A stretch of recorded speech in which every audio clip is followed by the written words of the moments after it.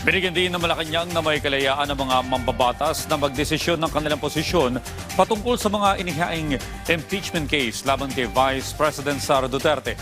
Ipinahayagan ng palasyo matapos ihayag ng National Unity Party na hindi sila boboto ng pabor sa impeachment kung walang lulutang na malakas na ebidensya.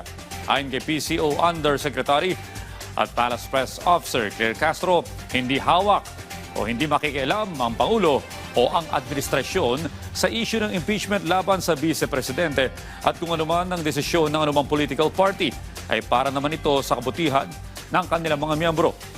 Ipinunto pa ng Malacanang na hindi dapat gawing issue kung may hawak pa ring malaking bilang ng mga kaalyado sa Kongreso ang Pangulo.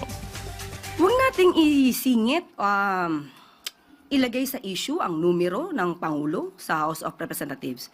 Ang Pangulo po ay bumabase sa proseso at sa ebidensya. Kung ano po yung makikita nilang ebidensya, yun lamang po ang kanilang isulong.